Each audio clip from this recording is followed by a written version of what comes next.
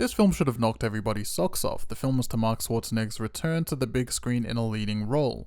His last feature film was Terminator 3, released back in 2003. He was elected governor of California in the same year, so he kind of got busy. In the meantime, unbeknownst to most, across the ocean in South Korea, a little-known director had just released A Tale of Two Sisters to much praise.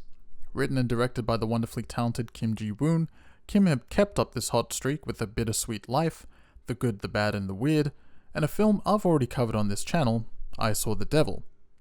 It was in fact the film I Saw the Devil that caught Arnold's attention, which would lead him to recommending Kim Ji-woon for the directorial position of his new film.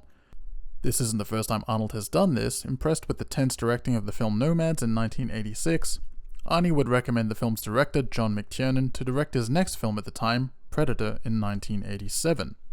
But back to the topic at hand. When I first heard about this film, I couldn't believe it. My favorite actor growing up coming back to cinema with my favorite South Korean director.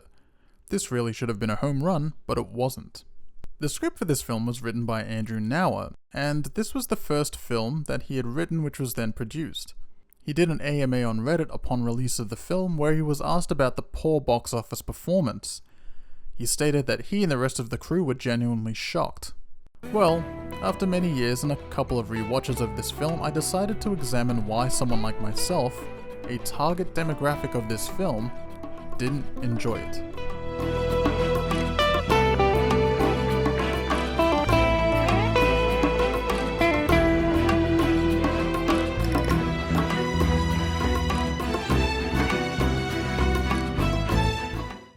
Let's just quickly go over the story for those who haven't seen it. A cartel boss is broken out of custody and uses a super fast sports car to drive his way from Las Vegas over the border to Mexico. But in the small town of Somerton, a sheriff and his ragtag crew decide to create a blockade and stop Cortez. Now, watching it back, I was able to better identify problems I had with The Last Stand. Let's take a look. Firstly, the writing, which isn't too far off your standard action fare. The dialogue does feel a little exposition heavy at some times, and it just needs to get to the point. It also doesn't do a really good job of making any of the characters relatable, aside from the fact that there are good guys and that there are bad guys. One of the key things missing is our main character's motivation. He's hell-bent on stopping Cortez but doesn't have the manpower or the weapons to do so. Realistically, his untrained team should have been decimated by a well-armed mercenary unit.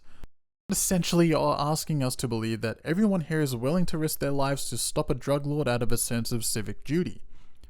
They could have easily provided a story like the sheriff lost his child to an overdose, or he knew of Cortez from his earlier days as a drug cop.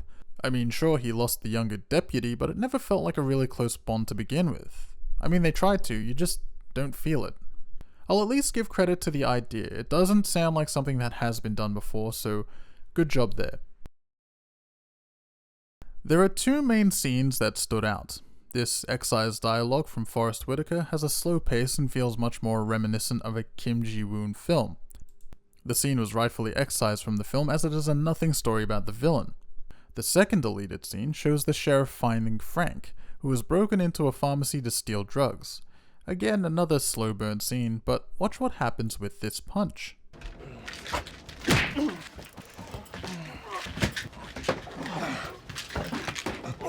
That was 9 cuts to illustrate one punch, including one angle from outside of the room. This was a consistent issue with scenes in the film.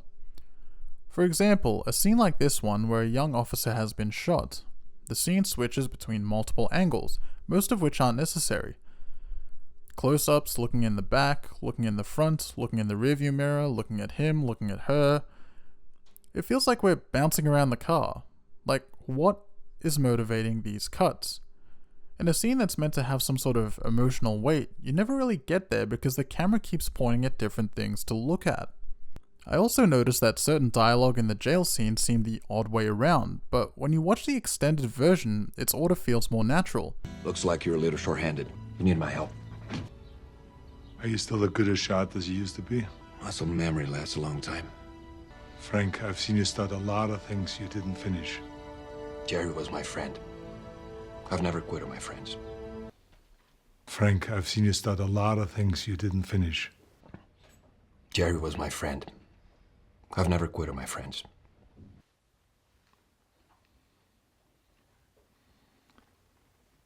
Are you still as good a shot as you used to be? Muscle memory lasts a long time. Set him free. For no reason at all, it was switched in the final version of the film.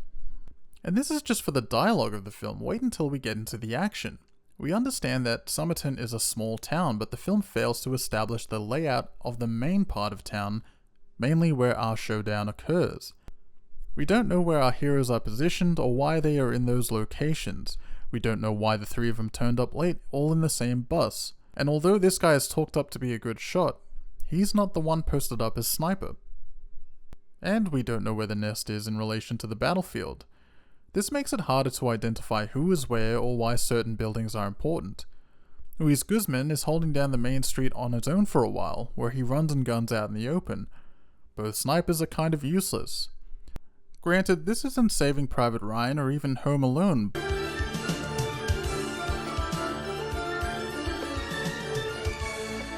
Hit him hard we can, one-on-one, and fall back to the bridge. If we can, I'd like to get you up in that bell tower. Yes, sir. Give you a little company if you need it. Yes, sir. This is the Alamo. They push us back this far, last man alive blows the bridge. But by not cluing in your audience, combined with choppy editing, it just makes for a rather discombobulating viewing experience. There was certainly a lot more going on, but I'll leave it at that.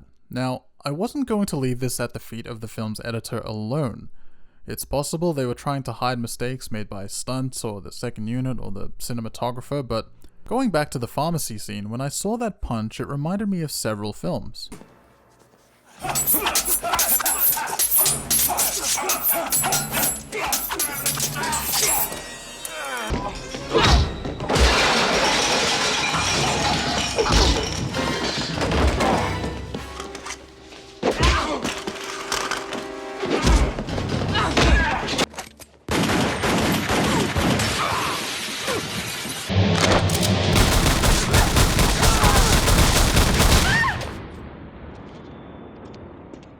And then I realized something. All of these films are edited by the same person, Stephen Kemper.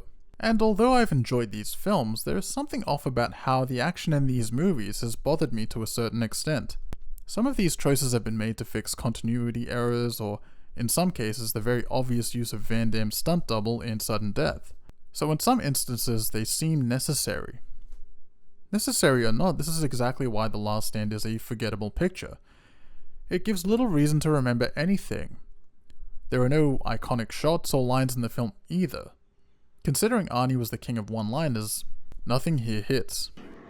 I'm warning you, I get sick. Air sick, car sick. I'm gonna throw up all over you. Go ahead. Won't show on this shirt. I'm not going to go into some kind of CGI equals bad rant here. It's just that the CGI in this is plain bad. Between the interior car shots to the final battle, these effects make the production look cheap. The final car chase makes good use of practical effects. It's a shame that it's mostly in a cornfield and is rather short. Look at the chase in Jack Reacher.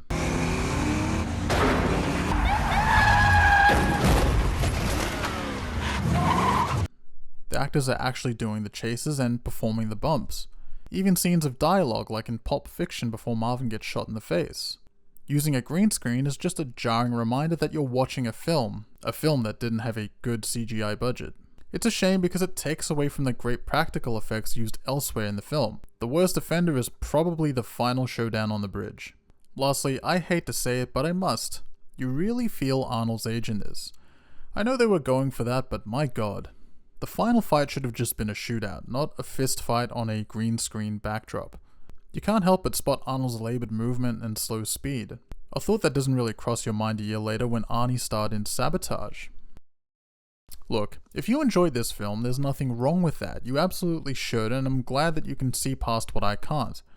Maybe I was wrong for setting the bar so high for myself. Either way, I can only afford to give this film 2.5 stars.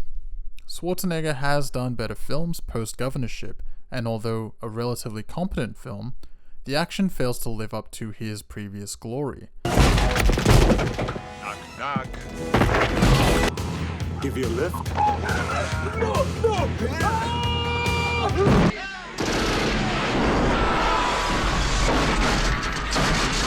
That's all I've got to say about this film. Thank you for watching, and I'll catch you in the next one.